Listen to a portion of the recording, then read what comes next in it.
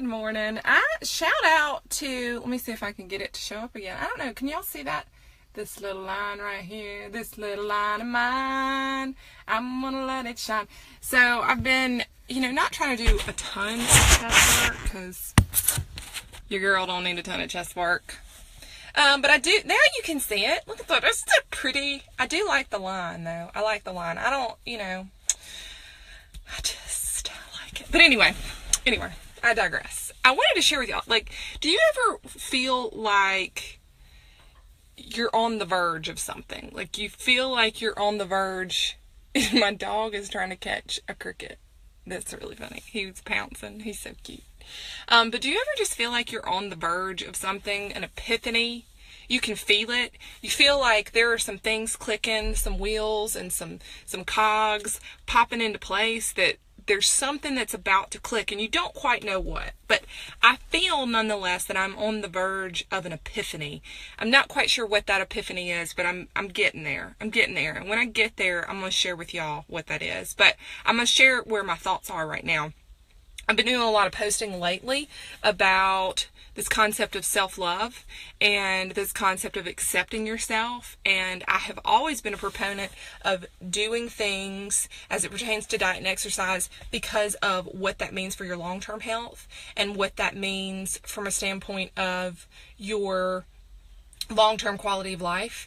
I have always been more of a proponent because it just makes sense to diet and exercise, because what that's going to mean for your ability to get around later in your life. Because I don't know if you guys have read the news, but none of us are getting out of this alive. This whole life thing, it will end eventually. And as I have been exposed to or been around and experienced what life looks like for some older adults, it is more and more painfully aware every single day how important it is to do the work now so that you have a fighting chance against a lot of these things that will take your freedom, your flexibility, your ability to just have a good, relatively pain-free, independent life as a senior adult. That just, for whatever reason, that scares me to death to one day not be in any capacity, either mentally or physically, that I can't get around by myself. It just means a lot to me to be able to do that one day, to continue to move in the manner and the capacity that I move in. But more than that, in full disclosure, I had an eating disorder long time ago, but I will never be separate of that eating disorder. And if you don't have an eating disorder or have never had an eating disorder, I think that almost every woman in some way, shape, or form has a version of an eating disorder. They binge, may not purge, but in some ways they binge. They could purge in other ways by, doing a lot of exercise or doing a lot of restriction or whatever it might be. I truly believe that all women, just because of the way, there's very few women that are like, and my cat's here. He's going to the roof. But anyway, these animals, y'all, they are so distracting, but they're so cute. Now he's on my sunroof. But I just feel like if you are a woman in America particularly, we've done a great disservice in the messaging that we have been, the messaging we've been exposed to, because it's this message of you have to look a certain way, that you should eat certain foods because they're going to make you look a certain way, that if you eat this or don't eat this, or you eat in any which way, that it's going to cause you to look a certain way. And when we do things like that, because that can be quite a lengthy process to change your body, especially if your body is a long way away from these media ideals that are out there. Your body can be, a long way away from that. And when you are exposed to this mindset of needing to eat or exercise to look a certain way, and we have these programs that come up, these 21-day programs, these 15-day, these 30-day, these 6-week programs. When we are exposed to that adds an element of a time limit, and we get frustrated because our body may not move in the same manner, in the same timeline that those plans would profess that it would happen. Go on Pinterest and type in 30 days and you're going to get 30-day everything. 30-day squat challenge, 30-day plank challenge, 30-day blah. And I know that the intention behind that is that work on something consistently for a period of time. But I feel like it sends the wrong message. I feel like it's sending a message that this element of eating right and exercising for a certain period of time is the only time that we have to do that. And then we can be done and we can go back to the way that we ate or lived before. And I just don't, I don't think that that's right, and I don't think that it's sending the right message. And so here's what the epiphany that I'm on the verge of. This is kind of where I'm going. I've been doing a lot of research lately on intuitive eating, which is eating for what your body needs. All this stuff out there is confusing as crap. It's so confusing because you read some plans that are like, don't eat carbs, eat high protein, eat high fat, no carb, low protein, work out fasted, don't dare work out fat. There's a lot of misleading and conflicting information that's hard to find out what it is that we need to do because we may be new to all this stuff, and it's just confusing. And so where I am in this journey to this epiphany that I feel like is brewing is that we need to get away from this mindset of time limits, number one, and number two, that all these diet plans, we need to push those to the side and we need to eat for health. That's kind of where I'm at right now, which means that you need to eat to feed your soul and to feed your organs, your liver, your digestion, all this kind of stuff. That's kind of along the lines of where my epiphany is, because I don't feel like it should always be hard. I feel like we should begin to get to a point where we're not always so concerned about how many calories we ate in a day and if we hit a certain number. I feel like it's possible that you could get to a point where you just, you got up and you ate. And I'm not saying you're eating McDonald's and, whatever the junk food might be. I'm saying that you are intuitively picking things to eat and to fuel your body with foods that's like nutrition. Fruits and vegetables and lean meats and, low-fat dairy and all. Like, I feel like that's real. And that is probably the most sane and balanced approach to living.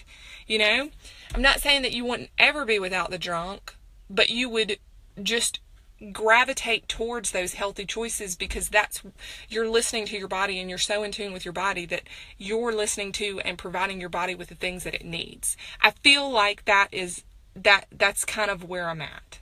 I'm on the verge of that epiphany.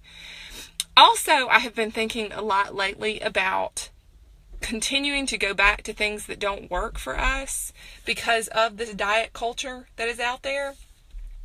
I can't tell you how many people, and let me preface this by saying that if you're under medical supervision and your doctor is telling you one thing, by all means talk to your doctor, but also get some other opinions. Be smart about it. You have a gut feeling about some things, okay? So reach out to some professionals and talk about it. These ideas of eat low carb, eat no carb, eat all the protein, eat none of the protein, eat all the fat, all this kind of stuff. I'm not saying don't try it, but what I am saying is that if you've done those plans before and they've worked for you, then by all means. But my question is this, that if it worked for you, why is it still not working for you? Why did you get off of the plan when the last time that you did it? I need you to spend some time in asking yourself that question because that's important, because it also speaks to what I talked about earlier, which is this idea of long-term health.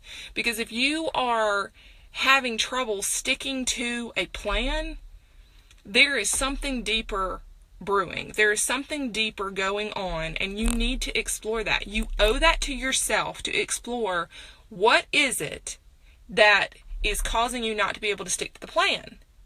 Is it that the plan is super low calorie? Is it that the plan is super low carb? It's too high fat? It requires too much thought? Is it that? Or is it that you are sabotaging yourself?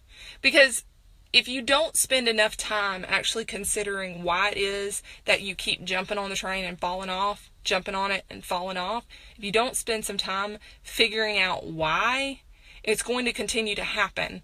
And there is something that your body does, and there's some new research that's being funneled into this that a lot of scientists are talking about right now, and it's this idea of a metabolic set point. And I could be totally destroying the actual wording to all this, but basically that your body, the more times you have a diet age, apparently, and I do believe this. I feel like that when we diet in extreme ways, that it's damaging to the body from a cellular level, and your body remembers stuff. Like it holds on to some stuff. And so if we are bad to our body, or we're rude to our body, every time we do that, we're adding to the age of our body, like the diet age that we have. And I told you I'm going to do a terrible job articulating this, but basically, the more often that you do that, the harder and harder it's going to be successful eventually. So if you've been on a diet train and it was working and working and working, but all of a sudden you fell off, you need to ask yourself some serious questions about why did you fall off? Because if it's not sustainable, that's your number one thing. Number two, if it was just one of these like 15-day things and you learned nothing from it, I don't want to be the bearer of bad news, but you got to learn something from this stuff, You got to be able to learn enough from it so that you should be able. My personal opinion is that these supplements and everything that are out there are great. There's some that are really, really great. You can take all the vitamins and the minerals in the world. You can take one pill or you can take 50. But there is no replacement for what solid nutrition can do. And you should be able to, with nothing more than yourself and your wallet, obviously, because you got to have money, be able to walk into the grocery store and replicate all of the things that you need nutritionally. Okay? It doesn't take a special pill, and there's no pill that's going to be the magic bullet for you. You should be able to have no equipment and be able to work out and move your body in a way that's going to keep you healthy and strong. Okay? There are people in third world countries who are jacked because they're out there using the environment. You don't need special tools. You don't need special supplements. You don't need special anything except yourself, some food, and the grit and determination for hard work. That is all you need at the end of the day. You don't need a fancy plan. You need to move your body in a way that makes you feel good. Okay? And that's not to say that this stuff is not challenging and it's not difficult, that nothing that I've talked about prior to, even this element of eating for long-term health, that's not to say that it's not going to be without some element of sacrifice. There's sacrifice in everything that we do. But what I'm saying is that you got to get to a point and you got to do enough of the work that the long-term benefit of that is going to be greater than the short-term sacrifice. I hope that makes sense. But anyway, nonetheless, I digress. This is where my head is right now. And like I said, I feel like I'm on the verge of an epiphany. And when I hit that epiphany, I feel like I will be better able to articulate it. But right now, it's just brewing and there's some cogs clicking into place right now. I feel it. I can just feel it. Does anybody else have that happen to them? They feel like, I don't know. It could just be me. But nonetheless, I hope you guys have a great day. If you are in my area of the world, let's stay dry this weekend. We got this whole tropical storm situation brewing out in the Gulf. Well, I guess it was downgraded to a tropical depression, which is good. But anyway, all I know is we've had a lot of rain. So, anyway, you guys stay safe. Be careful. Holler at your girl if you need some help. I'm here to help you. That's it. Y'all keep it classy. Stay beautiful. Do something for your health today.